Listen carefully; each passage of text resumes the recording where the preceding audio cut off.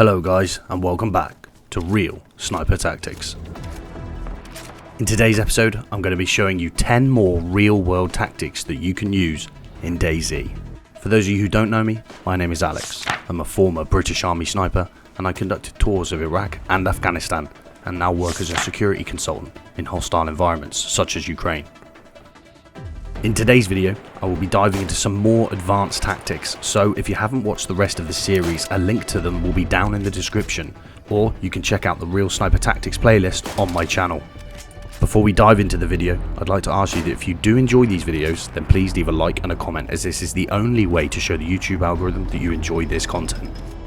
First up, we have Final Fire Position. A Final Fire Position, or FFP, is the location you're going to take your premeditated shot from. When you've highlighted your target or conducted reconnaissance on an enemy base, you should select your FFP using some strict criteria. It should be concealed from 360 degrees to stop you from being discovered by a third party. It should have a covered approach route, meaning you can enter and leave without being seen. A lone bush in a field is no good. Your FFP should have sustainability, meaning you can stay there for a long time if needs be. You don't want to select somewhere that you will have to move from in case infected spawn, or if it is a high player traffic route, meaning it won't be long before someone wanders along and finds your FFP. It should also have survivability. This means you should be able to take at least 2 shots from this location without moving. If it is abundantly obvious that your location is the most probable FFP, then your enemy is going to look there first.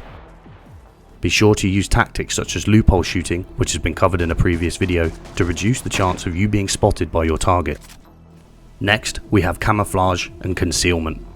Obviously, the best method of camouflage is invisibility, meaning putting geographical features between you and your target.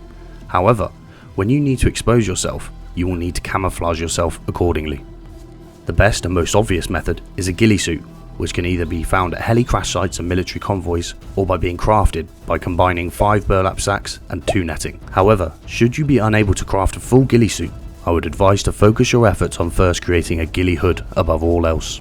This only requires 2 burlap sacks and 1 netting. While it might look a little ridiculous only wearing a hood, it might actually just save your life. Thousands of years of human evolution have trained our brains and eyes to detect a human head peeking through the shrubbery very easily. This was the difference between life and death for our ancestors. Those who could detect the shape of an adversary watching them through the foliage, and those who could not. A ghillie suit does not hide the player because it makes you look like a bush. It hides you because it breaks up that natural outline of a human. Your eye does not detect the person, only the shape. Ever looked at a coat on a chair in the dark as a kid and been scared it was a person? This is why. The human brain has detected a human-shaped object in the dark and alerted your flight or fight response. If you can only choose between covering your body and your head, always choose the head. It's what your forefathers would have wanted. Range estimation. While we have covered methods of judging distance in the past, I'm going to show you 2 more methods to help you. I cannot stress enough how important it is to be accurate with your range estimation. If you get this wrong, you will miss your shot, potentially expose your position unnecessarily and be killed, losing all that hard-earned loot. The first method is the most accurate, and this is called map predicted ranging. If the server you're playing on has a map mod allowing you to place markers, then place one right on the enemy position. From there you will be given a distance allowing you to accurately zero your rifle to the target. However, if you're playing on a server that doesn't have this mod or on console, then fear not. Head over to iSurvive, find your location on the map. Select this icon. Now click your location and then click on the enemy position. This will give you an accurate distance. I would recommend using this method if you have just set up a base. Plot the distances to any likely enemy firing positions or approach routes, tree lines, rooftops and other bases, and then write them down. Share them in your squad so everyone knows the ranges. Should you then be raided, you'll know the exact ranges to engage your enemies at, giving you a decisive advantage. The second method I'm going to be sharing with you requires the PSO1 scope. As you can see, the PSO1 scope contains an inbuilt rangefinder. Use the rangefinder and align the enemy player within the reticule. And when the lines touch both the feet of the player and the top of the head, this will give you a fairly accurate distance that you can then zero your weapon from. Knowledge of external ballistics. Ballistics can be broken down into 3 subsections: internal, external and terminal ballistics. While all subsections are a must-know for a real sniper, we only need to worry about external in DayZ. External ballistics is everything that happens to the bullet after it leaves your barrel. In DayZ, bullets are affected by real-world factors as it travels through the air. It is affected by air resistance or drag and gravity. It will keep travelling until it hits something, even if that something is just the ground. The longer it travels, the slower it becomes due to air resistance, and will drop gradually due to gravity. Higher velocity ammunition, such as rounds used by sniper rifles, are able to travel further before gravity and air resistance cause them to fall below the initial line of sight due to the increased amount of force behind the shot. These are factors you will need to take into consideration when firing. You should also pay attention to your stance and idle weapon sway. If you do not have a stable firing platform or you are fatigued, your barrel will move around. While this won't affect your shots at close range, long-range engagements can be dramatically altered by weapon sway. While you might only be a few centimeters off at 100 to 200 meters, at 1000 meters your bullet will be meters off target. Next, we have speed, surprise, and violence of action. Violence of action refers to the principle of executing a forceful, overwhelming, and decisive response to a threat or adversary. In layman's terms, it means going all in and not backing down. Violence of action is psychological warfare at its finest. When engaging the enemy, you must fully commit. You cannot hesitate. You must act quickly to gain an advantage and prevent your enemy from reacting effectively. This involves moving swiftly to close the distance and engage the threat, and neutralize it before it can respond. You must use the element of surprise to catch your enemy off guard. By acting unexpectedly, their ability to mount an effective defense is reduced. You must be aggressive. You must demonstrate a high level of intensity and assertiveness in your actions. The psychological and physical dominance can overwhelm and scare your enemy and reduce their will to fight. You must be decisive by taking quick and firm decisions in the heat of the moment. Indecision can lead to hesitation, which can and will be exploited by your enemy. Being decisive ensures that actions are taken with confidence and authority. Even if it turns out to be the wrong decision, a bad decision is better than no decision. Decide on a plan quickly and fully commit. Worry about if it was the right call to make later. Maintain a clear objective and stay committed to achieving it.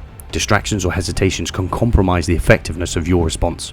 In practical terms, violence of action involves using these principles to achieve a swift and effective resolution to a dangerous situation. This can involve tactics such as dynamic entry, rapid movement, and immediate use of force when necessary.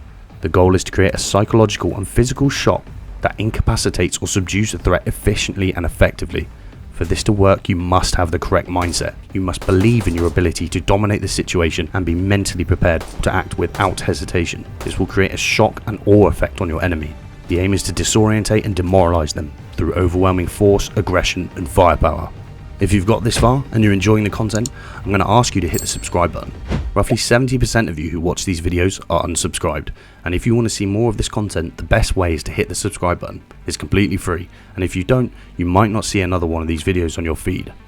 Also, if you want to watch me use some of these tactics live on stream, then you can either watch them here on YouTube or over on Twitch at twitch.tv/kingalexyt. Angled shooting. Angled shooting, or cosine shooting, is a very important component when zeroing your rifle correctly that you probably haven't been taking into account, and it might explain why you're sometimes missing your shots when you feel like you should be bang on target. Unfortunately, it's back to mathematics class for this tactic. This topic and its equations I will no doubt cover in depth in a future video dedicated solely to this phenomenon, but today I'm just going to explain the basics to you. When shooting at an angle, either uphill or downhill, the distance to your target can be dramatically different to the range provided by a map or rangefinder. Think back to your high school mathematics class. This is pure trigonometry. If you're like me, I sat in class looking at that A+B=C equation and wondering when the hell I was ever going to use this in real life, only to find myself many years later on my sniper course wishing I'd paid more attention.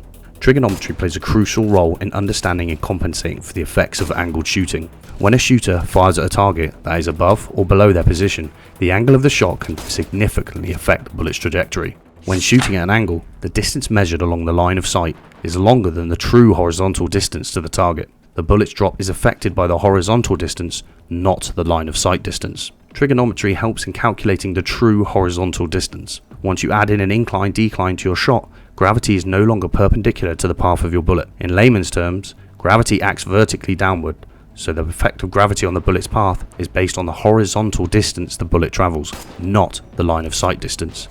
Shooting uphill or downhill reduces the horizontal distance, causing the bullet to hit higher than when shooting on flat ground. Coordinated shooting.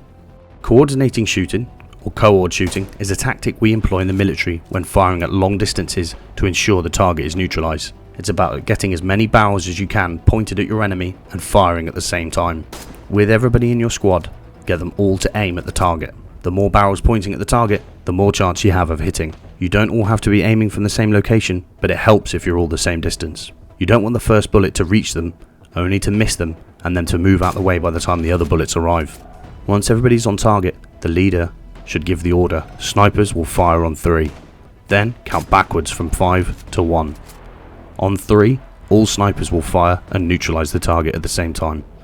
This means 1 or 2 of you miss, at least some of you will hit. By firing on 3, you reduce the anxiety in the shooter, who may be subconsciously anticipating the 1.